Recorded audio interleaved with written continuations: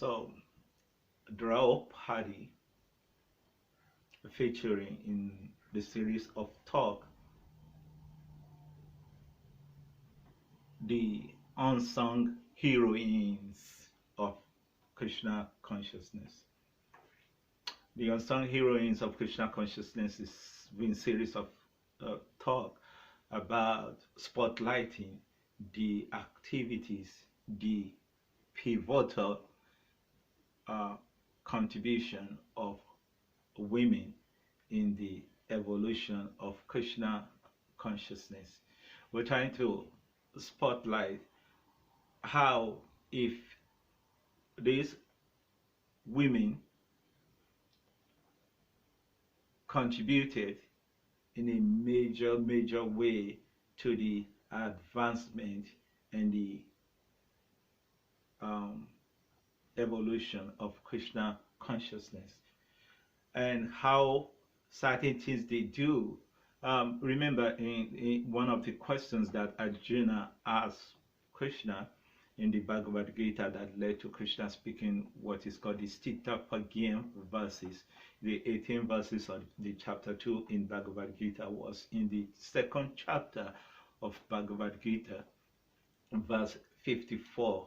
Arjuna had asked Krishna, well, you're talking about a transcendentalist, a devotee, yogi, one who is of a higher consciousness. And you're talking about associating with. So if I meet such a person, how will I identify him? How will I know him? Arjuna asked Krishna. So then, in response to Arjuna, Krishna had spoken the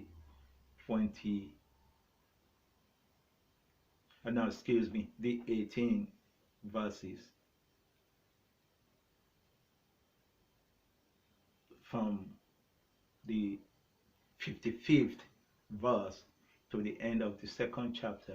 Krishna spoke what is called the Stita Pagyam verses, the verses describing the nature of one who is not moving from one polarity, one extreme of mood to another extreme. He has a stable, or she has a stable, fixed consciousness. One who has emotional stability.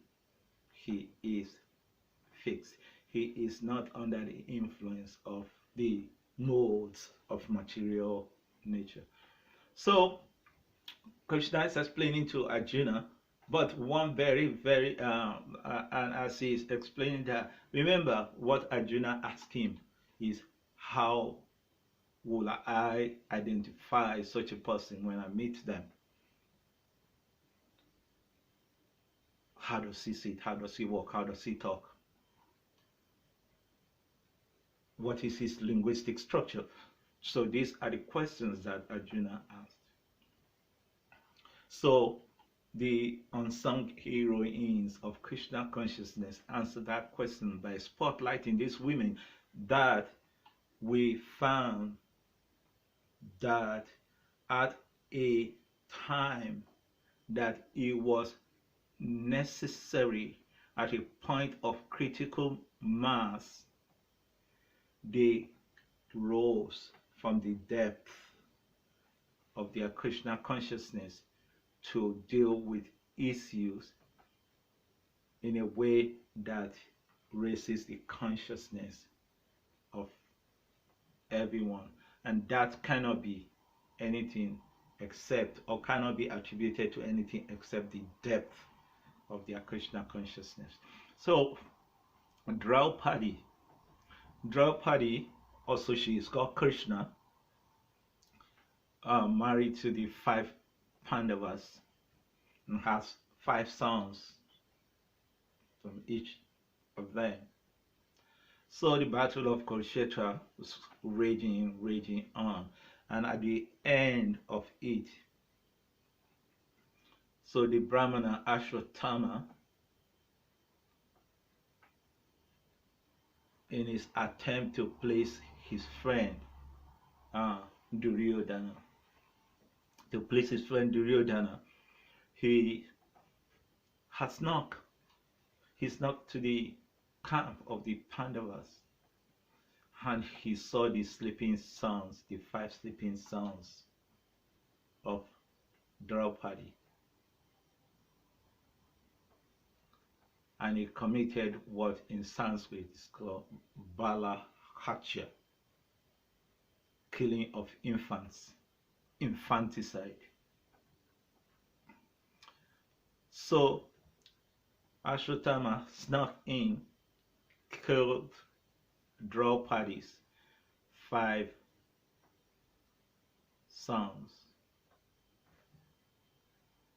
and she was devastated, distraught.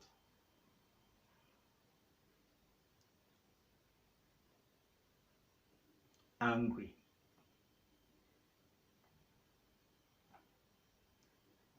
Absolutely devastated. So then Arjuna came in, and Arjuna pacified her. And one of the things Arjuna said to her was,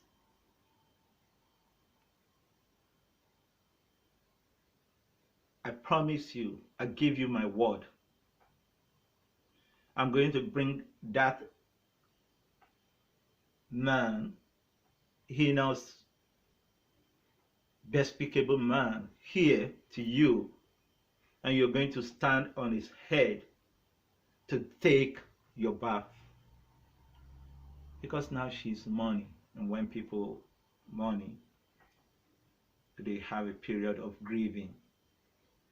So her hair was loose, she was not taking a bath.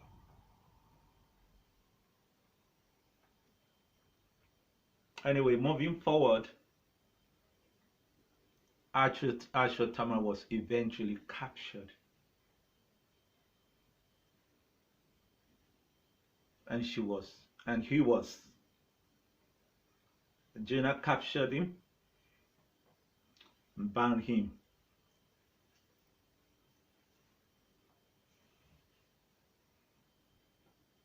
And then brought. And Arjuna was so, whole mixed emotion. Yeah, happy that he captured this heinous, despicable, offensive murderer. And he was full of anticipation of the joy of watching Draupadi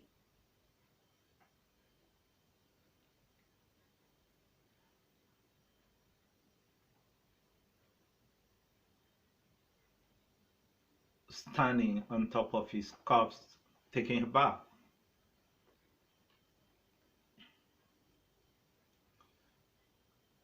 So he brought him in the company of Lord Krishna, who actually had assisted him to capture Ashwatama. So they brought Ashwatama bound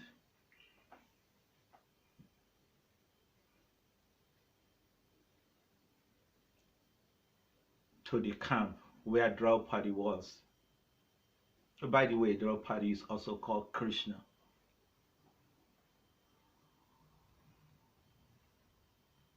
So, brought in, and Arjuna is full of zest.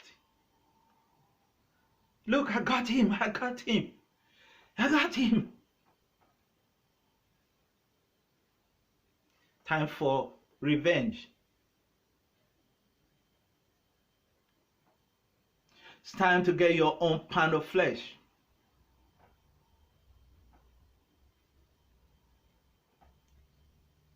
Arjuna had a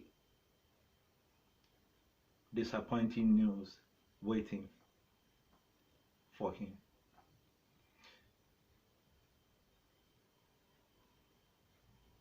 A shocker.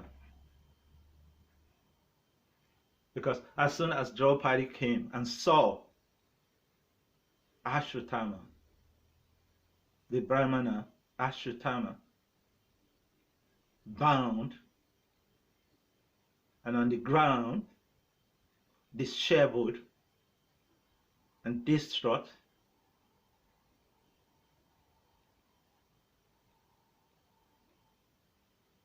immediately that invoked her innate Krishna consciousness derived compassion.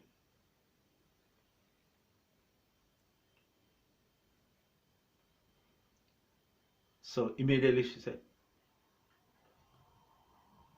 why?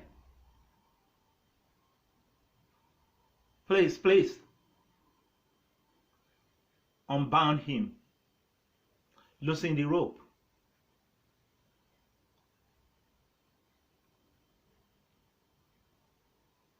And our first consideration was very, very Shastri.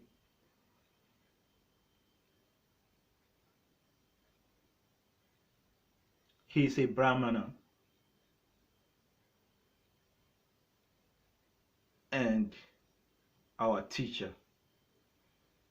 Because the Vedic culture, the Brahmanas are the leaders, teachers of the society. They are considered worshipable and the highest. The priestly class. So that was a general statement. He is a Brahmana, our teacher. Then she got personal, like telling Arjuna,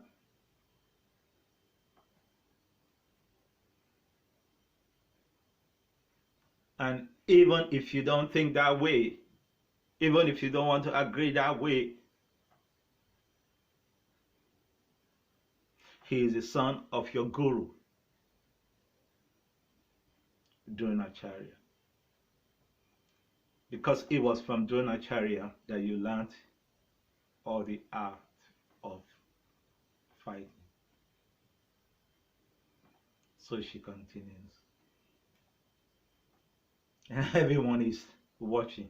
I mean, here's the man who killed, not only did he kill your 5 sons, he killed them while they were sleeping. Let's just think about that for a second. If for the vast majority of us, this is what we will have been waiting for. And quite natural so.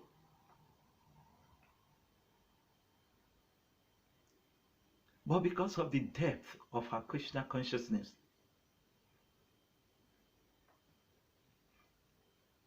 her raw emotion did not get the best of her.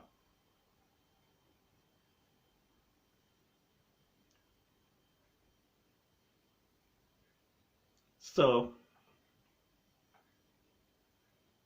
we have said many times how the primary nature of Krishna is Karuna.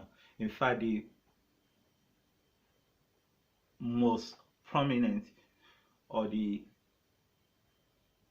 most outstanding potency of Krishna is his Karuna Shakti, his potency of compassion.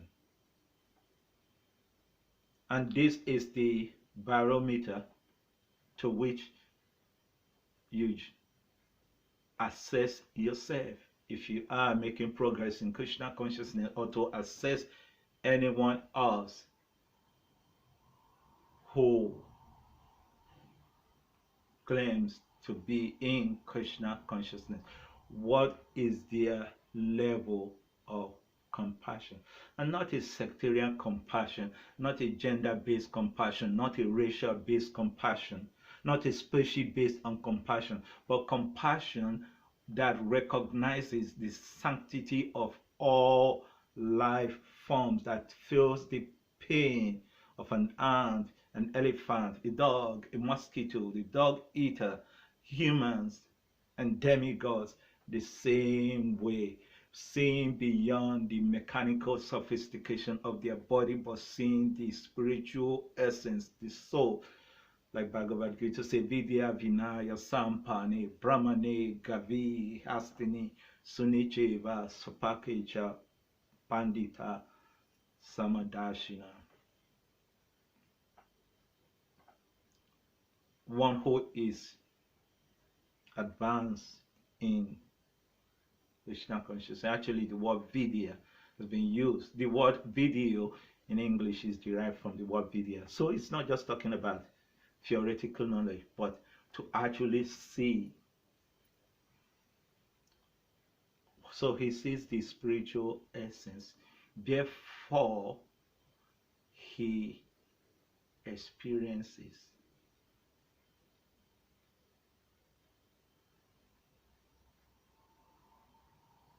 their pain like his. So compassion, not a class-based compassion, species-based compassion, racially powered compassion, gender-based compassion. No. So she saw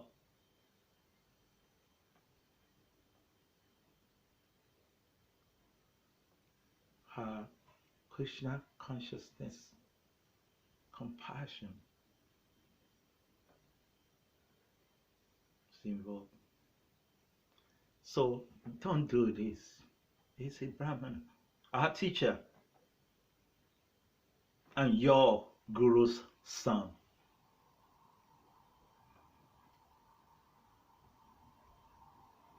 So that may not be strong enough. So then she continued.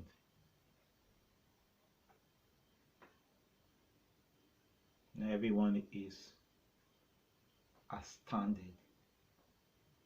I mean, this man killed your sons.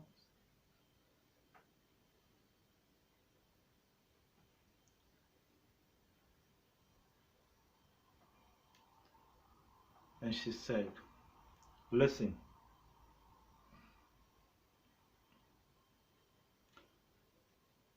now this is the critical mass.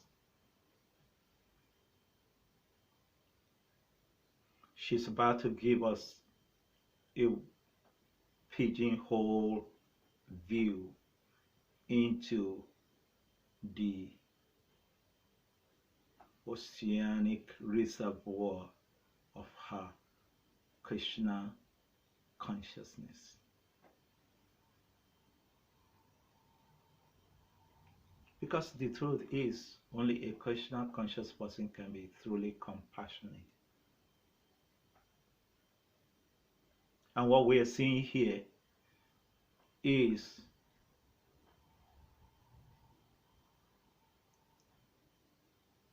nothing but a product of Krishna consciousness depth, compassion, empathy, even when it's against your grains.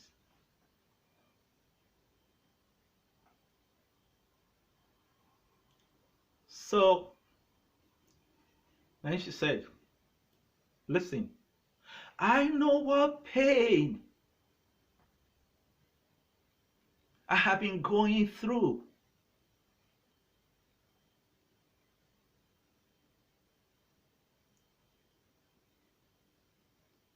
I know how excruciatingly, unbearably painful this has been for me.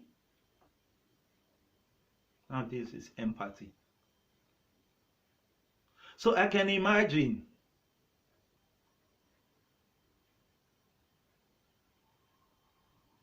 what pain Sati,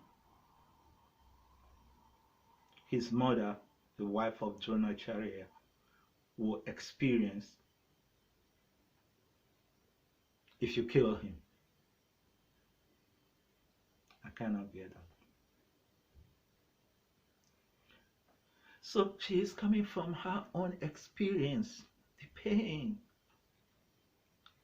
having been in the same kind of circumstance.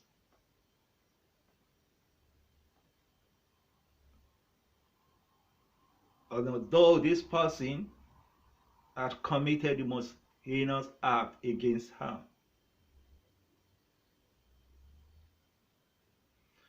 but she is seeing, can you see that? She is seeing beyond this perpetrator.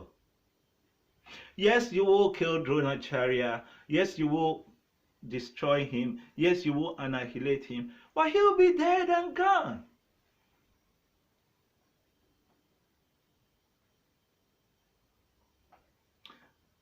The person you actually are going to inflict pain and traumatic experience on is Sati, his mother, the wife of Dronacharya, who's really got nothing to do with this. Only a deeply Krishna conscious person can think with this type of depth and this kind of situation. So she wasn't, yeah, she's shown her concern about Ashwatama culturally, spiritually. But there's a point that transcends scripture, that transcends laws, that transcend jurisprudence, the realm of compassion and love and empathy. So she could say that you kill him. I know what pain I experienced from his killing my sons. So I can imagine what pain his mother would experience. Then she went further. As a matter of fact, his mother is alive even now only because of him.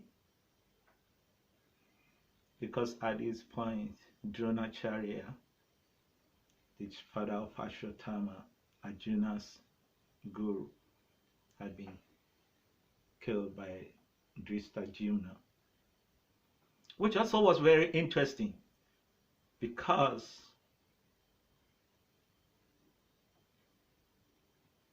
it was Arjuna that had the opportunity to have killed Dronacharya. Krishna asked him to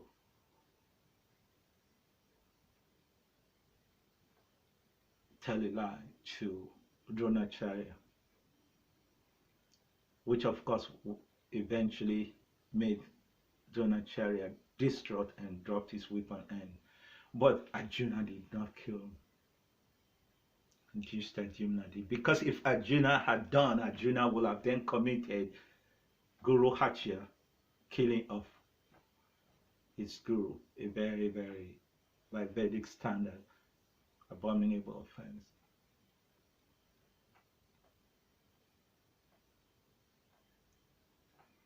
And so this is the point. So Sati is alive only because of sun.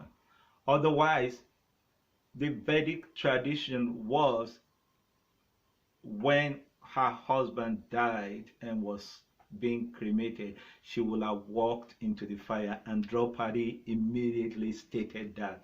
She said, Sati did not walk into the fire of cremation of Dronacharya because she had the son alive. So then you kill him now, 2020, catch 2020 for her. She's just lost both ways. So this is empathy, this is compassion, and this can only be coming from one who is standing. I mean, she was the only lady there, mind you. She was the only lady there. And until she spoke, well, we wouldn't know the mind of Yudhishthira because he is Dharmaraj. But the point is, we can assume that until she spoke, everyone was of the leaning to killing him, killing Ashwatama.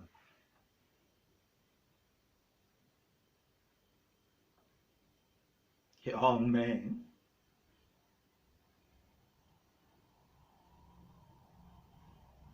suddenly she said, I know what pain I went through.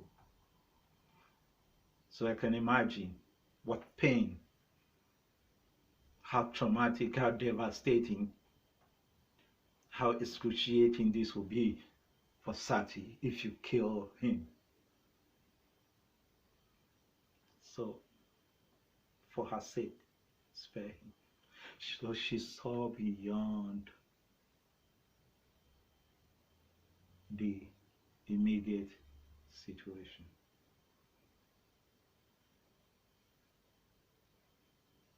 She saw the bigger picture. He'll be killed, and Sati is the one who is going to experience the excruciating pain, and she's got nothing to do with this.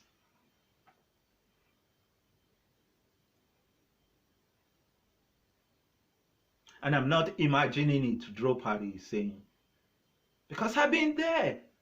In fact, I am still there. I know what pain I have been going through. And I cannot wish that on Sati. So please, release him. Don't make Sati, she says there in the Bhagavatam, don't make her cry like me. So this is Krishna consciousness. This is compassion. This is empathy. Only a Krishna conscious person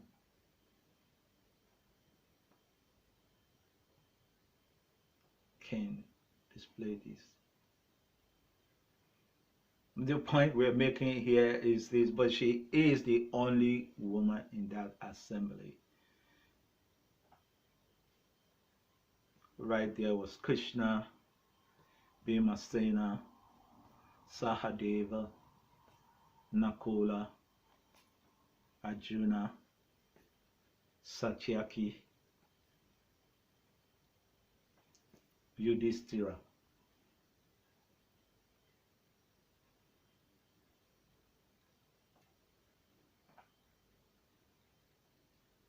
I mean, you can imagine it, because one of those 5 children that were killed One of them belonged to Satya, one of them belonged to Nakula, one of them is fathered by Sahadev, one of them is fathered by Arjuna, one of them is fathered by Bhima, one of them is fathered by Yudhishthira.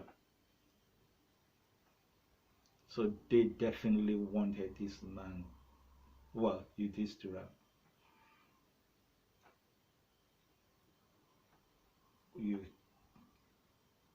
You never can tell because he is Dharmaraj. But we can be sure what the order for Sahadev, Nakula, Arjuna, and Bhima, which side they will be on, kill him. In fact, Arjuna, we not speculate, Arjuna had promised that to Draupadi, and that's what he has brought him for.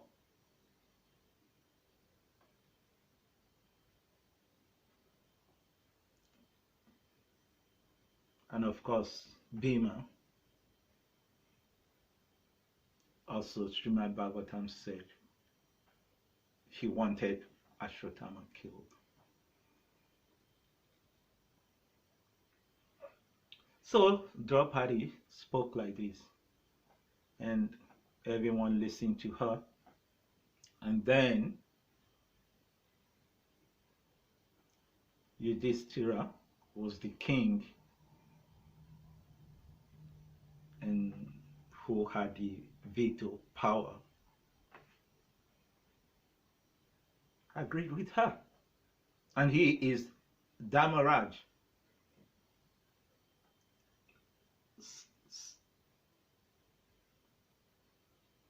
No one knew Dharma like Yudhishthira, and no one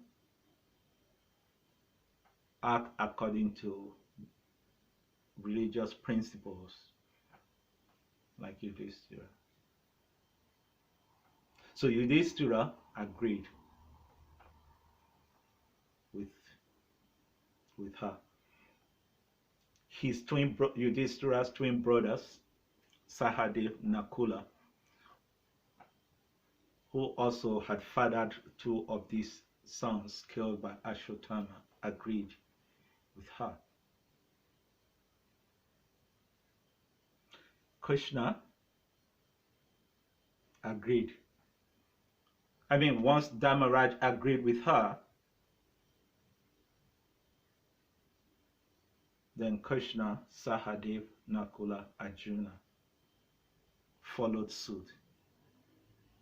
One, Yudhishthira was Dharmaraj. Two, Yudhishthira was the emperor. Three, Yudhishthira was the oldest. Four, Yudhishthira was the king.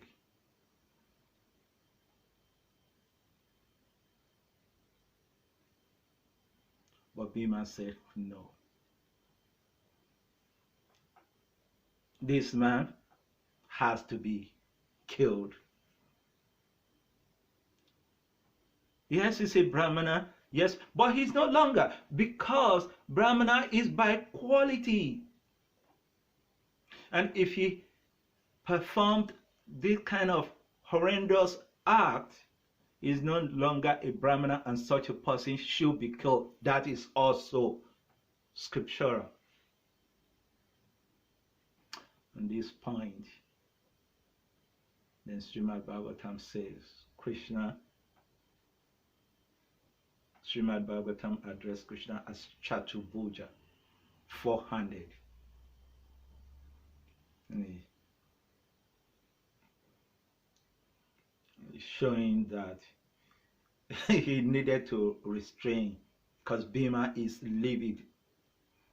If you knew Bhima, you knew what it was when he was angry. Vayu's son. So Krishna manifested his four-handed form, because then he had to restrain Bhima, and he had to.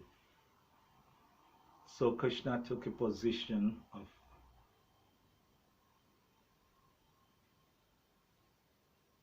neutrality, and then so he spoke to Arjuna. Yes, she has said,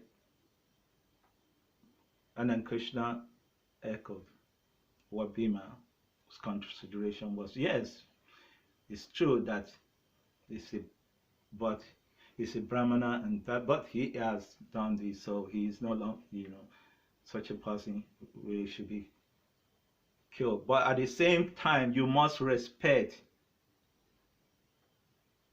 the position that's been taken by Yudhishthira.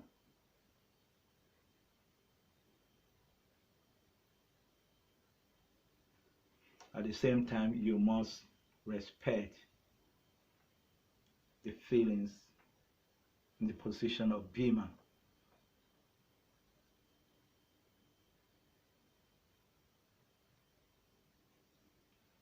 And so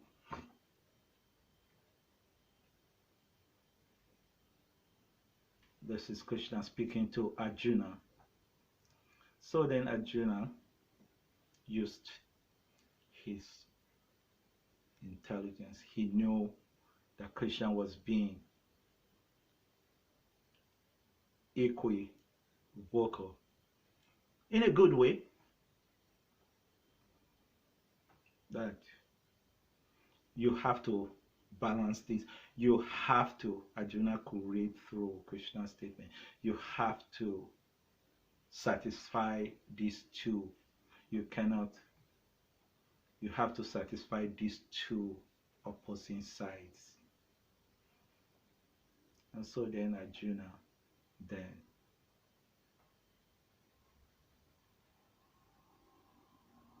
took off the jewel from Ashwatama's head, shaved his head, subjected him to physical and sociological humiliation, which by Vedic standard is good as death. But at the same time, he's alive. His mother wouldn't have to cry, like Draupadi explained or wanted. So this act and this position, amongst many other situations that we saw Draupadi in as you read through the Mahabharata. So this one singular act, at this point of emotional intensity, critical mass, will see the depth of Krishna consciousness, and that saved the day. And she left him a trail, an example for any Krishna consciousness practitioner to follow in a situation where they are challenged by existential realities of life such as this. So Draupadi, Unsung, who we are attempting to sing about now, heroine of Krishna consciousness.